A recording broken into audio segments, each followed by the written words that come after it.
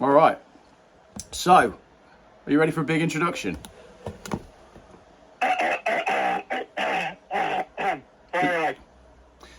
Ladies and gentlemen, it's Friday. It's 3:30, which is approximately 20 minutes after we tried to get started with this with different technology. I'm filming on my phone. I'm speaking to Tony on his phone.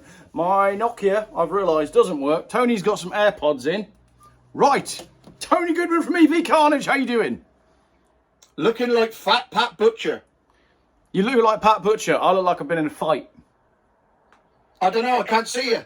Yeah, we could video call, but I'll send you the video later. Yeah, this is going to work. This will work. This will work. Excellent. All right, good. Well, my video's okay, my end. What's happening in Cornwall? Talk to me about what's happening in Cornwall. Let me get this straight. Visit Cornwall, who are the society that are involved in persuading people to come and visit Cornwall, which is the second most expensive place in the world. They've managed to go bust. What's going on? Well, funny you should say that, Jeffrey, but I may have some insight on this because I used to have a career. I used to run something called Made in Cornwall, which is Made in Cornwall was an organisation set up to promote all the producers that make stuff in Cornwall that is exclusively Cornish. So I had cheese, gin, beer, jewellery, salt. I had about 250 odd members, now up to 400 at one point. And the idea was this would promote Cornwall to the rest of the world. And it was partly owned by Visit Cornwall. Right. Okay. So what were they? A sort of limited company? I mean, who were Visit Cornwall then? Visit Cornwall were basically a organisation set up and funded by EU money, run by a guy called Malcolm Bell, to promote Cornwall to the rest of the world. But it's not the council then. I always thought it was to do. I thought Visit Cornwall was to do with the council, but it's not. No, they various members of the council had board involvement or levels of some kind, and most of the people involved were ex-civil servants. What's going on then? Well, they've gone into liquidation because they've run out of funding. Because they received no money from anybody but what they had EU funding. Right. And that's obviously come to an end because of Brexit. So nobody's prepared to pay any money to fund them anymore, so they've gone. I mean, I'm not particularly clever, but I don't think it seems to make sense to run a business that is purely financed by the goodwill of the European Union. Did they not see this coming? Well, you'd think they'd had enough time to see it coming. But then again, these are all ex-civil servants. They're not commercial people, so they're just not used to it. So they just presumed that money was going to keep coming forever and they didn't need to generate any of their own income themselves. And they didn't go round and ask anyone for any money, as far as I know. Right. So who is now in charge of encouraging people to visit Cornwall then? Is that you? It is, yeah, literally me. I am now in charge as the number one YouTuber in Cornwall, apart from Jam and Meme. So Jam and Meme, who's basically a younger, better looking, more efficient version of me, I think he's number one in Cornwall. I think I'm number two. Right. So Cornwall is pinning all of its hopes on its financial future on a bald man who drives Alfa Romeo. Yes. Right. So I'm finding this absolutely flabbergasting because I'm confused. It's not the tourist board, but it is effectively the tourist board. So have the council got any money? Can they step in and help out? Or is this just... No, they're skint. They're skint. They've got no money. Literally, at the moment, with the Taste of the West, which was the food awards business for the West Country, that went tits up as well this year. They're trying to make a comeback with that. But literally, there is no one whose job it is to promote Cornwall as a tourist destination to the rest of the world.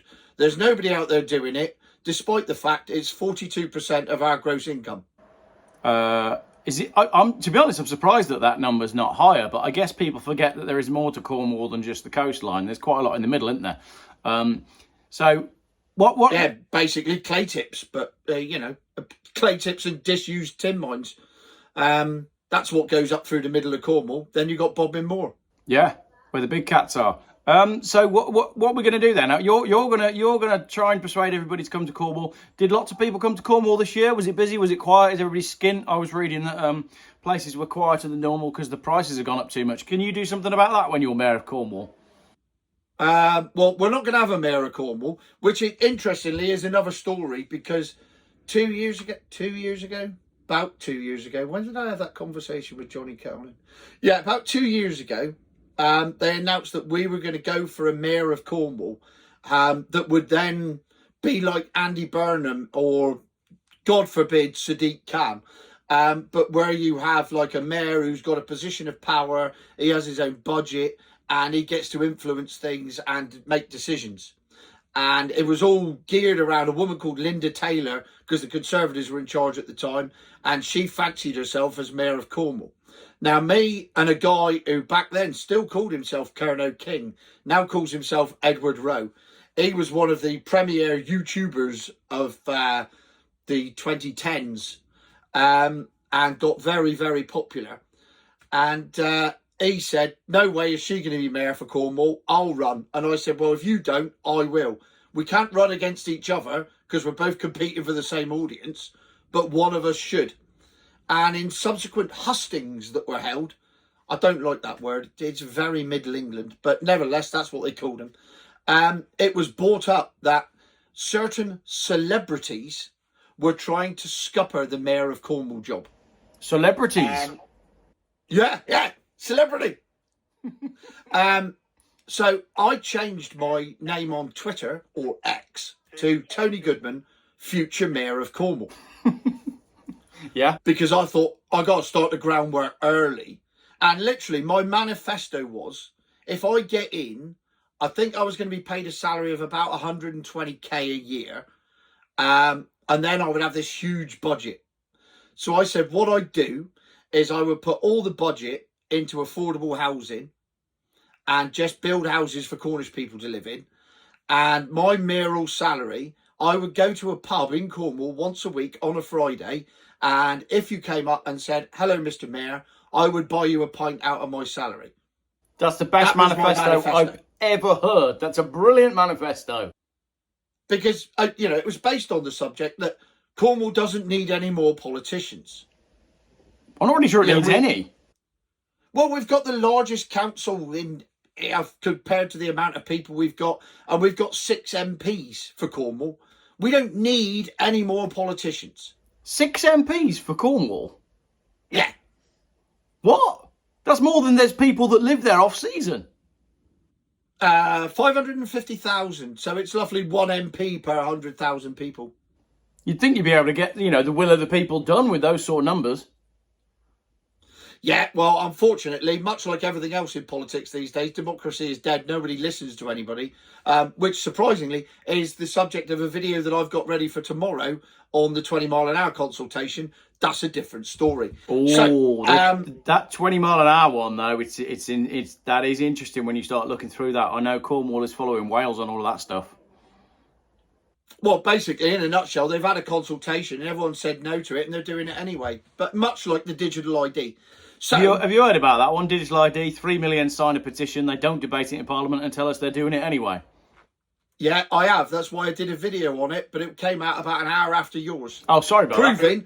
Proving to everybody, me and him, we don't talk to each other about what videos we're doing when we do it, because we spoke this morning, and then when I ended the phone call, it came up, Geoff Buys Cars has done a new video, and I was sat there doing the thumbnail for mine. So no, we don't talk to each other. Maybe when I was on the phone to you this morning, mine was uploading. I probably should have mentioned, Tony, I'm on the phone to you now live whilst I upload a video about... No, I don't think it matters. I think the more people talking about this, the better. I don't think every one of my subscribers follows you. They should do. And I don't think every one of your subscribers follows me. I think the more people that talk about this stuff, the better. Because what's just happened with that digital ID thing is, I think the end of democracy probably happened long before that. But for a lot of people, this is going to be the end of democracy. Yeah, that's pretty much what I said in my video. Okay, good. So if you're watching this before Tony's has gone out... Oh no, mine's out. But I can tell you that not all your subscribers subscribe to me, because I'm 150,000 short of your subscriber numbers. So they definitely don't all subscribe to me. Please subscribe. So if you're watching really and you're not subscribed, look, if you're not subscribed to okay. Tony from EV Carnage, the future Mayor of London, then please go and subscribe to Tony from EV Carnage, the future Mayor of London. No, not the future Mayor of London, Cornwall. Right, I'll get back to that story in a minute, because look, I'm even wearing the T-shirt. Look at it. Oh, you can't say, look at that. You can't see what I'm doing, can you? I can't, they can, because we've edited this now. Anyway, I'm wearing really a T-shirt that says, here's my digital ID with 2 fingers stuck up. That is available. If you want to buy one, go to my bio. The link's in the bio. Anyway, so as a result of celebrities wanting to be Mayor of Cornwall, I then received 3 council tax demands for council tax that I allegedly hadn't paid from 5 years ago. The next day I received a court summons for the same council tax demands that they'd only sent me the day before. I rang the council, got escalated right up to Chief Exec Department, and surprisingly, I didn't owe that money at all. But that's how they work. It's just a case of, how can we intimidate him into shutting up? It didn't work. I didn't shut up. And as a result, because they knew that they were unlikely to win this election, should they go forward with the Mayor of Cornwall thing, it was all scrapped. And now they've got different people in charge. So whether it still goes on or not, I don't know, is the answer to that. But I then changed my Twitter bio to Mare of Cornwall, M-A-R-E, as in the female horse. And that's what it currently is. So I am Tony Goodman, Mayor of Cornwall, unofficially elected spokesman on all such matters, such as KKT, which I elected myself to do 10 years ago when previous guys, when I was the guy that did all the pole dart videos. So you at the moment are basically the highest qualified and one and only unofficial representative of the Go to Cornwall thing. Yeah, please come here. We're not as expensive as you might first think. That would be my strapline. Visitor numbers are way down this year because everything down here has got too expensive. And there's several reasons for that. One, admittedly, is greed. But we also have one of the highest costs of living in Britain down here. House prices are London rates. We have the same stupidly high energy bills as everyone else. But we also have the lowest wages. When a rental house goes up and becomes available, how many people have you got going for each rental property in Cornwall at the minute? Around about 55 on the private rental market. And it's an application process. Many people don't bother. There's a place called Bugle, which is 2 miles behind me here. Old clay village. It's not the greatest place in the world to live. It's not Monaco. It's not Sandbanks. You know, it's not Polzefa Rock.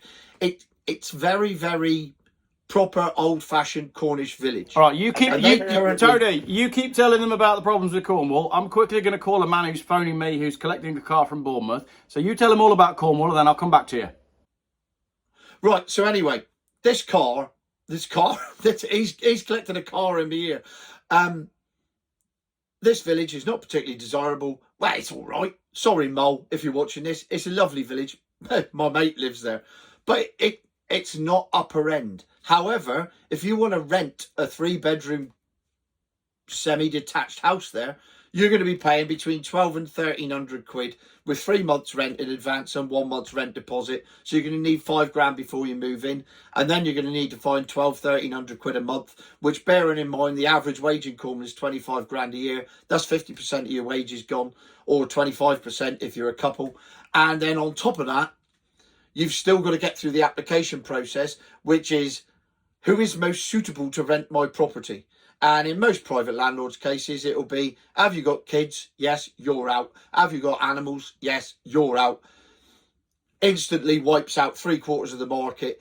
It's virtually impossible. I think we currently have 5,500 people on the housing waiting list in Cornwall alone. There you go. He's still not back. I'll tell a Jeffro joke. That should... So anyway, am I going to have to do the train stop Campbell on Wednesdays? Right, what happened was, I was in Penzance and I had to get Camborne because I had to meet Slip-along Travaskis on the platform. So I got on the train at Penzance and the guard come along and he said, where are you going to? And I said, I'm going Camborne. And he said, you can't. The train don't stop Camborne Wednesdays. I said, well, it's got to stop Camborne Wednesdays because I got to get off. He said, well, it never has stopped Camborne Wednesdays. It don't stop Camborne Wednesdays, and I don't think it ever will stop Camborne Wednesdays. And I said, well, I got to get off. It is a matter of life or death. I got to meet Slip-along Travaskis on the platform. I'll now condense this joke because I'm hoping that Geoff will come back in a minute. So anyway, the guard said, I'll go have a word with the driver and see if he'll slow down a bit. So the guard came back. He said, I've had a word with the driver and he said the train don't stop Camborne Wednesdays. I don't think it ever has stopped Camborne Wednesdays, and I don't think it ever will stop Camborne Wednesdays. And I said, well, it's no good. I got to get off. And the guard said, well, look, I like you. And I said, I wish I could say the same about you. He said, you could if you told lies like I do. Now Geoff's ringing me back again, and I'm mid-punchline. So he said, what I'm going to do, he said, the driver won't stop, but what he will do is slow down. So here's what will happen. As he slows down, I'll dangle you out the window. You run like hell, and when the time's right, I'll drop you on the platform. So we came into Camborne. He hung me out the window. I started running. That driver never stopped, never slowed down at all. So when he dropped me on the platform, I was doing 70 miles an hour. And I went up that platform like a cut cat. Geoff, you've just come back into this. This is brilliant. Yeah, it's hilarious. This is a great story. What, so you got dumped off a train at 70 miles an hour? Yeah, so now I'm running up the platform as fast as I can. And the only thing I can think is the platform going to be long enough for me to stop? I love that. I've got no context here. I've just jumped back in. I've just spoken to a very confused man. Oh, he's calling me back. Tony, carry on with the story. So I'm off down the platform at 70 miles an hour like a cut cat. Now, would you believe the next carriage come along? I was just going to say, sorry for not letting you know. And a bloke hung out the window, grabbed me and pulled me in. And he said, Tony, you bloody lucky to catch this train. It don't stop. I mean, you sound pretty legit and the car sounds pretty legit, so I'm happy. There you go. I finally managed to get the Jeffro joke into a YouTube video, albeit interrupted by some bloke from Worcester who's trying to get a car collected from Bournemouth for a top secret video that only me and him know about, that you're not meant to know about, that I've just told you about. So I better tell another Jeffro joke just to kill time, innit? Right, I rack me brains. I went to a pet shop once and I walked in and I said, do you sell wasps? And they said, no, why? He said, because you have two in the window. Another Jeffrey, come on, there's bloody hundreds of them. And when the smoke cleared, we was in the fish and chip shop. Well, that's I'm a really the same. good I've spent enough time fighting around with cars. It's just not worth it. There's people that weirdly, do. I can remember a lot of punchlines. What's the difference? Cool. All right, I'm going to get you paid up now. Theory you can chuck that on the trailer and send it over to me. And regarding the V5, and then it involves asking his wife if she'd sleep with a milkman, and then asking his daughter if she'd sleep with the American. No, well, that's a good one. That is. And as a result, that's fine. In theory, we're worth £2 million quid, but in reality, we've got two slappers in the house. Granted, that's not the full joke. Oh, I've got to wait till it comes back.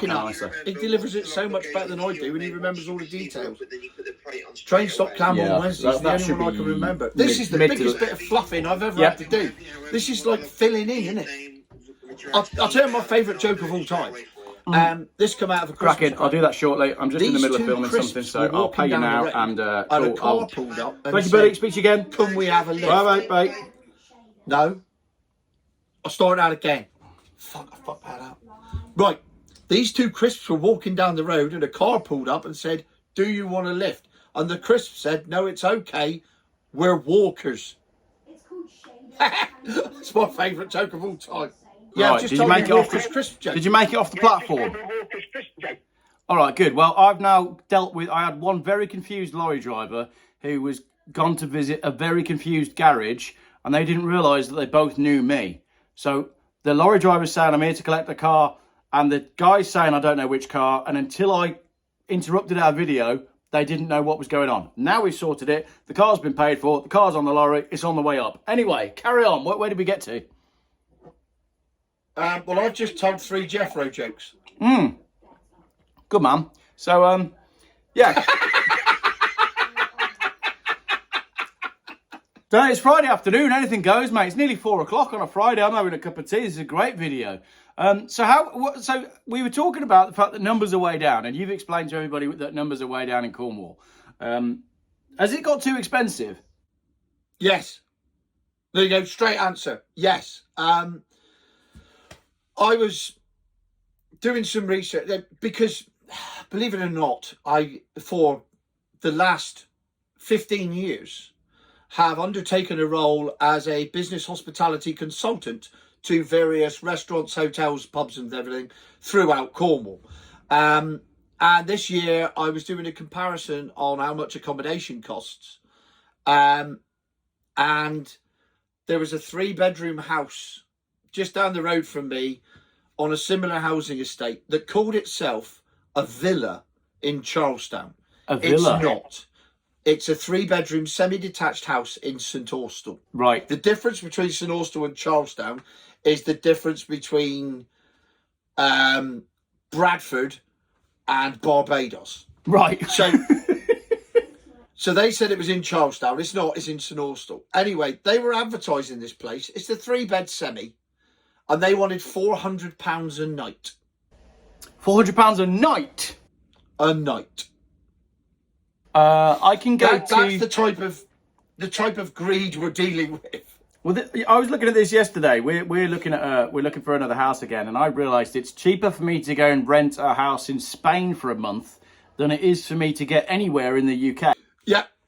Well, I mean, for example, if you want to rent a caravan, Penchew and all of it, you've been to Penchew, haven't you? Well, I know Cornwall pretty well. I've lived in Cornwall. I've paid to rent rooms in Cornwall, but I've also lived in a caravan. And that means, as someone who now lives in Worcestershire, I cannot pay £1,200 to stay in a caravan for a week when I used to pay £300 for a whole month. 1,200 quid? Where are you paying that? Well, that's the thing. It's more than that now, isn't it? Yeah, you're looking between 1,500 and £2,000 a week for a caravan. To stay in a 32-foot aluminium box. Yes.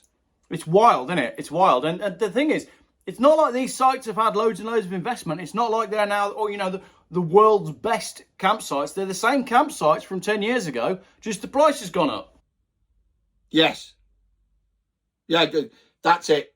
They have replaced their stock. They've got new caravans, but at the end of the day, it's still a caravan. You're still in Cornwall. You're still not guaranteed the weather for £2,000. That's the issue. It's the weather. That's it.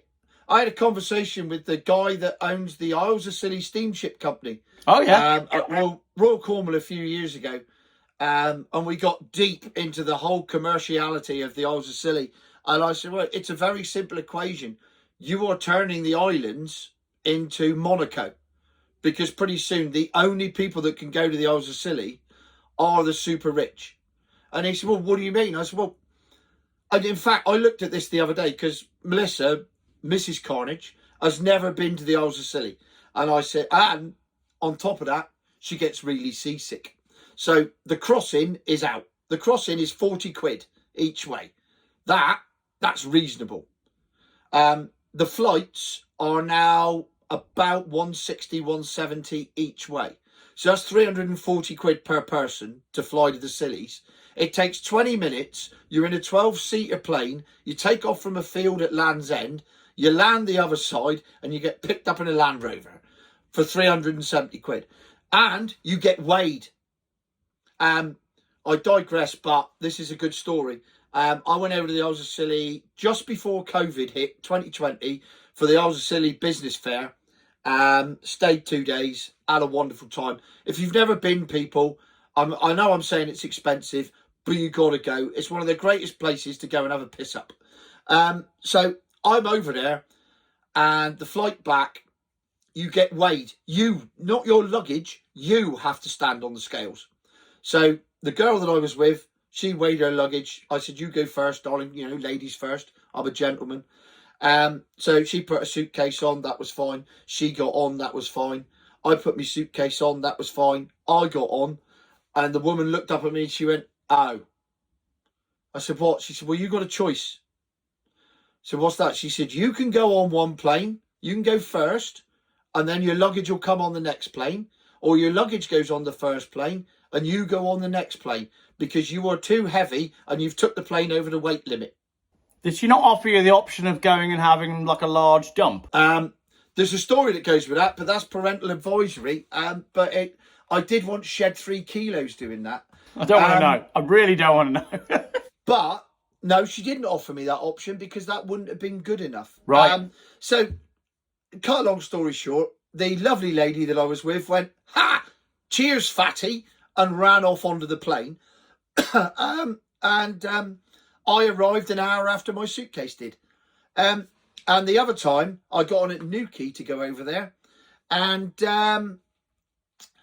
there was a primary school going out there for a school trip. And I was on one side of the plane. And 6 school children were on the other side of the plane to balance it out. Brilliant. Absolutely brilliant. Of course, I forget that you've got Newquay Airport down in Cornwall as well, haven't you? Is that still kicking? Are they still flying? Because, you know, when I was living there, they just started flights. People were coming down from London, they were going surfing. But now surfing is not as cool as it once was. Do they still do that? Or have they bulldozed the airport to build houses for people from Africa? No, the airport is still, well, I say it's thriving. It's not, because it's an arm's length company of Cornwall Council. So naturally, it's not run as efficiently as it could be. But we've got daily flights to Gatwick. They're 85 quid each way, which, no, they're not. They've gone up to 95 now. They were 65 last year. They've gone up to 95 because we used to use them for West Ham. But Ryanair also fly to Stansted twice a week. I've just booked flights to come home from London on December the 1st for 2 of us to come back from Stansted to Newquay. It was 34 quid for 2. Well, you can't sniff at that. I mean, I don't understand how that works because that's cheaper than driving, but I'm not going to get into the economics of the airline industry at the minute. But so you still got the airport, you got Isles of Scilly, which is for rich people. You got some beautiful resorts. Do you think the Cornwall tourism thing, like, can it be turned around? Is it just a case of reducing the prices? Has it priced itself out? What's next summer going to look like? I'm running out of battery on my iPad, so I'll give you my speech on what needs to happen to the tourism business in Cornwall as succinctly as I can. Go on, basically, the entire population of the UK and the world have been sold a dream by Rick Stein. Now, Rick Stein has done wonderful stuff for Padstow and Cornwall as a whole, but the only thing that people see on TV related to Cornwall these days is Rick Stein, his posh restaurants, which are expensive. It is brilliant food, but they are expensive. And everyone sees that and goes, Cornwall is Rick Stein. Every restaurant is Rick Stein. And therefore, the type of people that want that will keep coming to Cornwall. And they do, in their thousands. And they go to Polzeath, they go to St Ives, they go to St Maur's, they go to Foy, they go to Padstow. And they go to these places and they spend money. And that's brilliant. And that's it's a whole microeconomy of Cornwall. But that represents about 5% of Cornwall. The other 95% of Cornwall is completely unrepresented by anything in the media whatsoever. And that's what needs to be promoted. Places like Loo, which, most people up country have never heard of Loo. It's basically Padstow without the posh people. Mevagissey just down the road, same thing. Portreath is another one. You've been Portreath. Look at the North Coast, Geoff, and then you've got Padstow and Rock. Everyone's heard of that because of Rick Stein.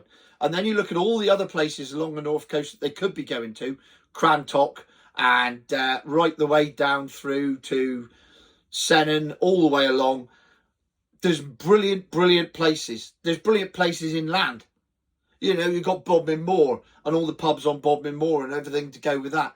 And there's all these places, but nobody ever hears of that because they're all fed a drip feed diet of Rick Stein eating fresh oysters out the shell on a boat in the Fal Estuary.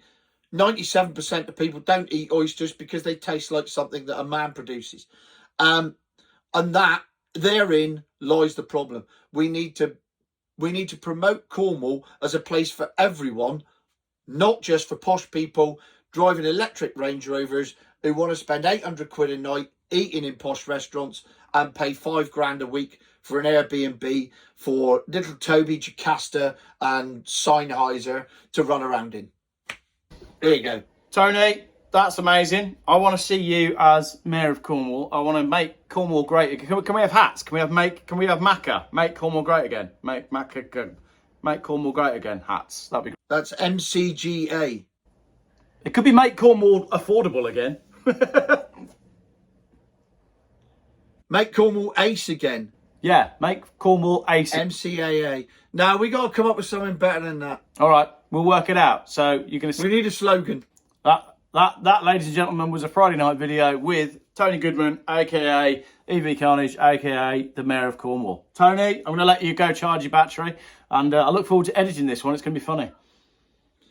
I salute you, Jeffrey. Cheers, buddy. Catch you again. Bye. See you later. Oh, that was good, that. Yeah, that's all right. That now, if we can just work out our technology, I'm on 3 phones, 12 laptops, and hopefully we'll be able to get a video out of it. Yeah, right. So I will now AirDrop mine and WhatsApp it to you. Yeah. And then if you do the same, then in theory we can just stick it into editing software, join it together, and actually do it. You might need to send it over WeTransfer because it's too big. Have you used that before? Yeah. There you go. That's your one. All right, I'll send mine to you right now. Bye. Bye. Two YouTubers. I mean, if we can't work out getting at least one video out between us, then there's something going wrong, isn't there? Thanks for watching.